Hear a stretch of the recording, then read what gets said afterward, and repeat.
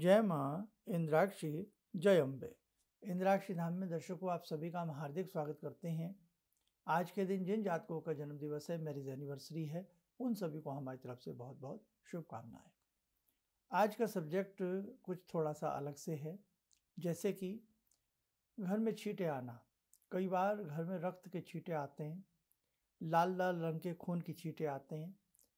तो कई बार हमारा ध्यान जाता है कहीं कोई हमारे ऊपर कुछ कर तो नहीं रहा, या क्या कारण है। कई बार बड़ी गंदगी, हड्डी, बाल के गुच्छे हमारे घर में आने लगते हैं। इसका कारण क्या है और इसका निवारण क्या है, सारी जानकारी इस अंक में देने वाले हैं। ईश्वर न करे कि किसी के घर में रक्त के छींटे पड़े या इस प्रकार की गंदगी किसी के घर में बार बार आए। ध्यान से सुनने वाली चीज़ है। कम से कम आपके साथ भले ही ऐसा ना हो, पर इस सब्जेक्ट की जानकारी आपको हो सकती है।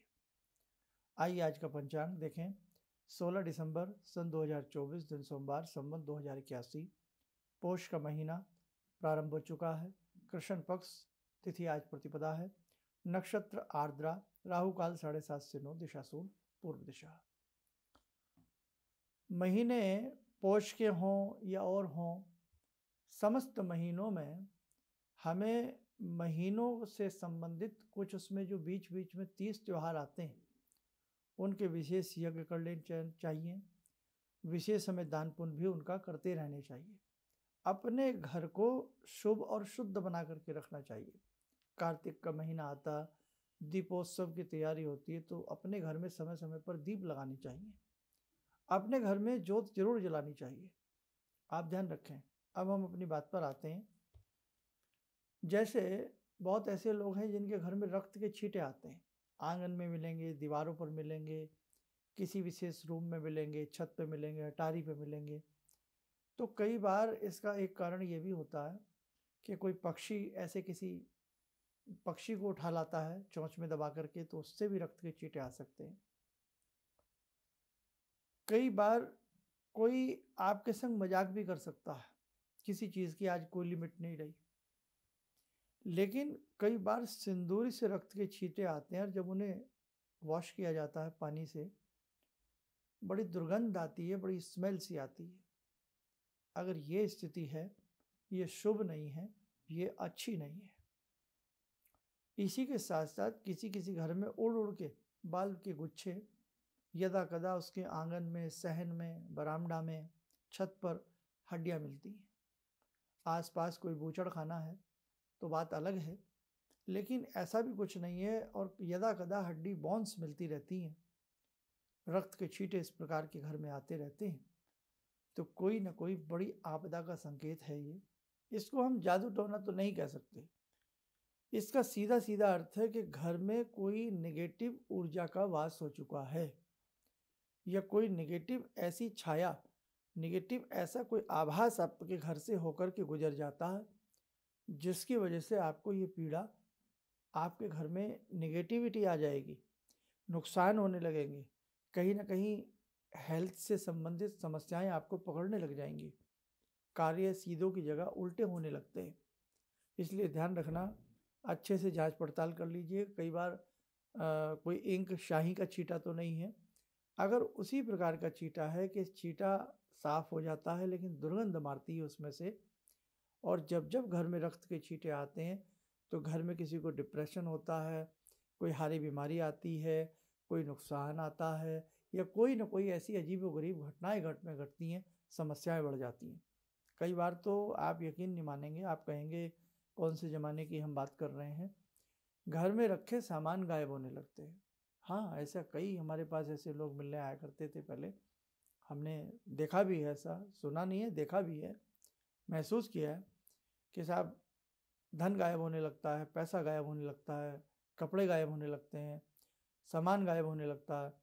ऐसा बहुत लोगों के संग हमने देखा है, और ऐसा भी देखा है कि सामान गायब हो रहा है और फिर वापस आ जाता है कुछ समय के बाद। बच्चों की पुस्तकें, बैग, बच्चों के स्कूल के, वो घटना एक हमारे पास आई थी कि बच्चों के बैग गायब हो जाते थे, पता ही नहीं लगता था, दोबारा किताबें खरीद करके लाई जाती थी। किताबें कौन चुराएगा? छोटे बच्चों की वो भी किताबें कौन उठाएगा? एक बार उठा लेगा, 2 बार उठा लेगा। साल में ऐसा कई बार होता रहा। कई घटनाएं ऐसी भी आई कि हमने पैसे अपने गले में अच्छे से रखे हैं, उसकी चाबी भी हमारे पास रहती है और घर में कोई ऐसा व्यक्ति आता जाता नहीं है, रखे हुए पैसे गायब हो जाते थे। तो देखो, संसार में है तो बहुत कुछ, उतना ही नहीं है जितना संसार में हम जानते हैं। बहुत कुछ है संसार के अंदर, बहुत कुछ है संसार के अंदर, जानना बहुत कुछ बाकी है। हम तो 1% मात्र भी किसी इतनी गंभीरता को नहीं जानते। संसार में ऐसी विचित्र विचित्र घटनाएं घटती हैं। पृथ्वी के गर्भ में क्या क्या छिपा है, सबको जानना संभव नहीं है। तो ध्यान रखें, कुल मिलाकर के आज का संदेश यही है, यदि इस प्रकार की चीज़ें घर में होती हैं तो किसी न किसी नकारात्मक स्थिति आपके घर में उत्पन्न हो चुकी है, नेगेटिविटी आपके घर में आ चुकी है। उसके लिए क्या हमें करना चाहिए? एक तो घर में गंगा जल के छींटे जरूर मारें, भगवान शिव पिंडी पर जल चढ़ाएं और चढ़ा हुआ जल उसका छींटा जरूर मारें।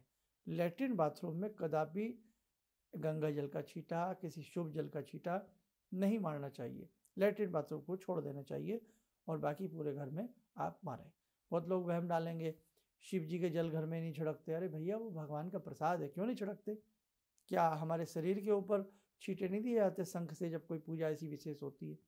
तो आज वहम डालने वाले लोग बहुत उत्पन्न हो गए हैं, समझे आप? और छींटा कितना आप मारेंगे? कोई ये थोड़ी है कि उसको आप लोटा भर भर के, गिलास भर भर के आप छींटा मारेंगे। ना के बराबर, हल्का हल्का हल्का हल्का, बस बहुत हल्का हल्का, वो भी दीवारों के ऊपर।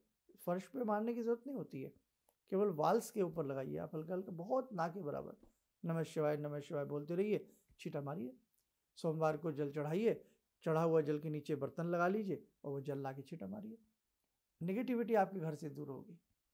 बहुत लोग घर में दीप नहीं जलाते, तो आपके घर में यदि ऐसी समस्या है, देसी घी का दीप, गोघृत होना चाहिए अच्छी क्वालिटी का, गोघृत का थोड़ा सा ही जला दीजिए, ऐसा नहीं होता। अब उसमें बहुत लोग कमेंट्स कस देंगे, आजकल गाय का घी कहाँ मिलता है, ये क्या? अरे भैया, ढूंढो तो सब कुछ मिल जाता है, और ना ढूंढो तो फिर तो गंगा जी के किनारे गंगा जल भी नहीं नजर आता, हम नहाते भी नहीं है ना?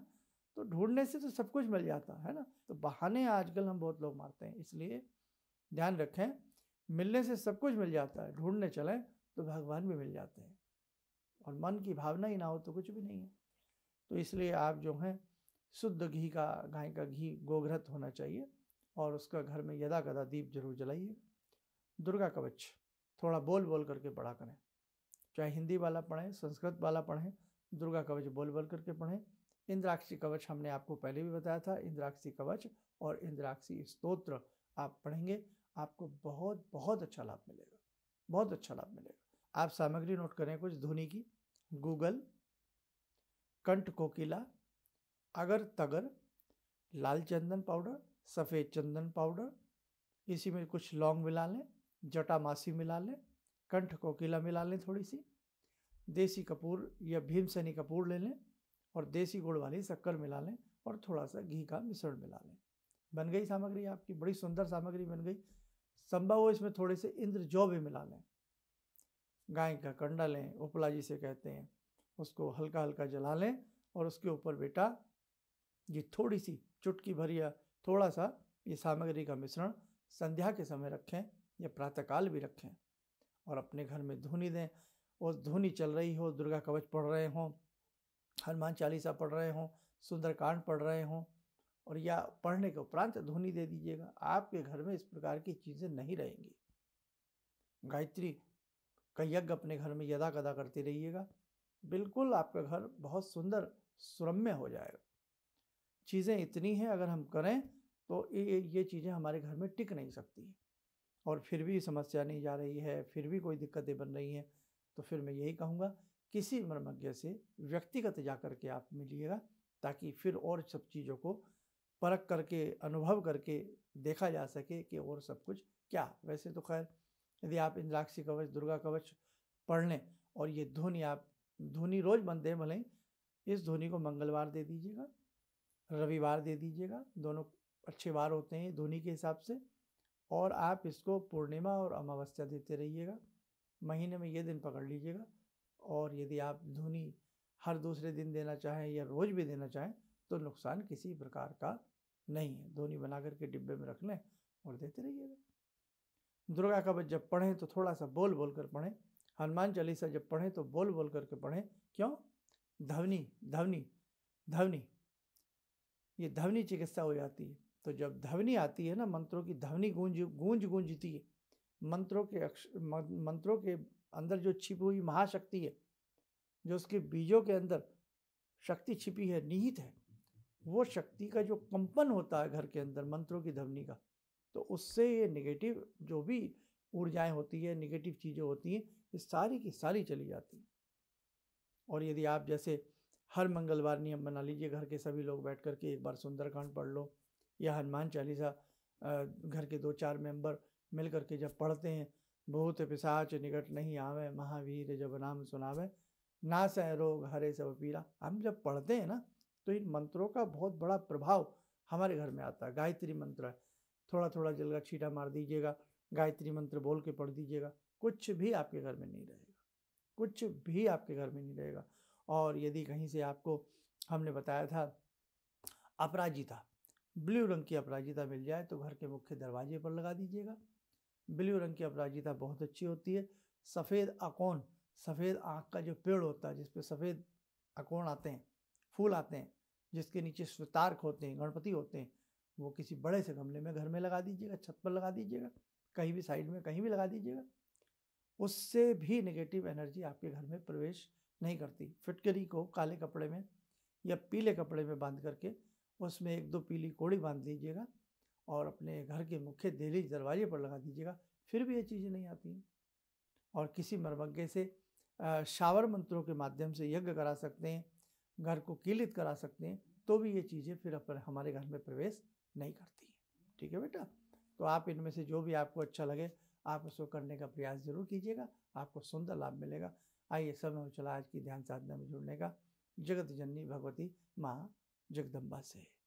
ॐ सिन्दूरारुणविग्रहां त्रिनयनां माणिक्यमौलिस्फुरात् स्तारानायकशेखरं स्मितमुखी वापेन वक्षोरुवां पाणिभ्यामलपूर्णरत्नचषकां रत्नोत्परां बिभ्रति सौम्यां रत्नघटस्थरक्तचरणां ध्यायेत् परां अम्बिकां खड्गं चक्रगदेषु चापपरिगान् शूलम्बुशोण्डिं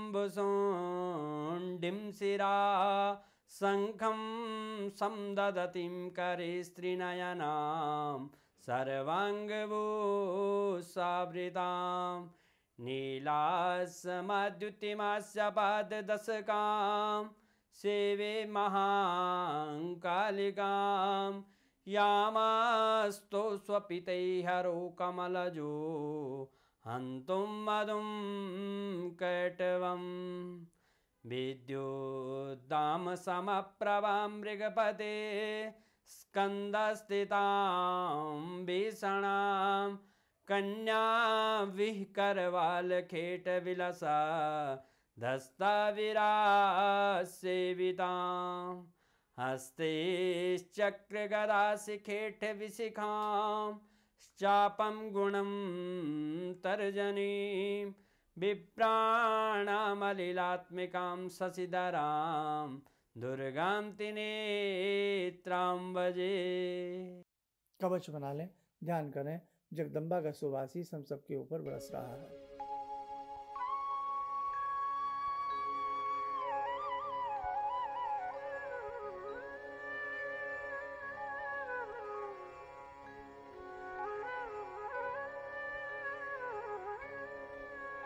ओम बोलते हुए नेत्र खोले, सामान्य हो जाए।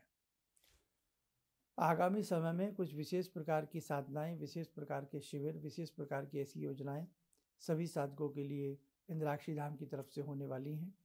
आप उन सभी चीज़ों में भाग लेने का प्रयास करने का पूरा मन बना ला, ताकि बहुत कुछ आप स्वयं सीख जाएं और सीख करके फिर औरों को भी सिखाएं और आपकी जो भी समस्याएं हैं वो जगदम्बा की कृपा से दूर होती रहें।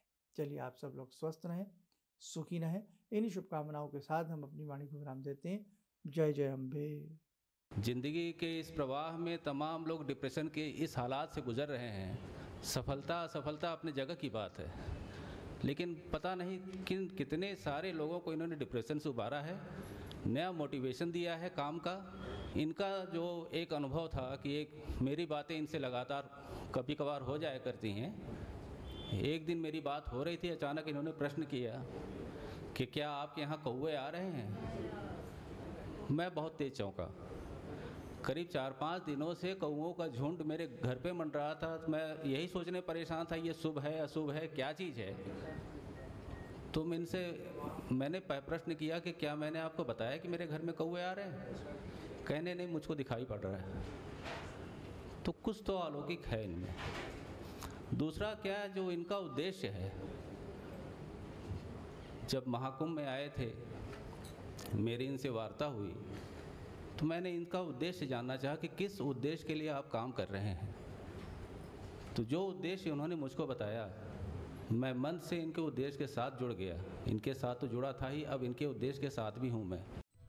किसी भी समस्या के समाधान के लिए मिले प्रसिद्ध हस्तरेखा एवं वास्तु विशेषज्ञ प्रोफेसर धर्मेंद्र शर्मा जी से।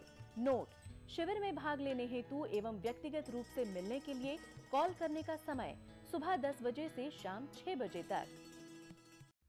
हमारे विभिन्न ज्ञानवर्धक कार्यक्रम देखने के लिए आप हमें अभी सब्सक्राइब करें, बेल आइकन को प्रेस करें ताकि आप देख सकें हमारा कार्यक्रम सबसे पहले। और अधिक जानकारी के लिए फेसबुक पेज को लाइक करना न भूलें।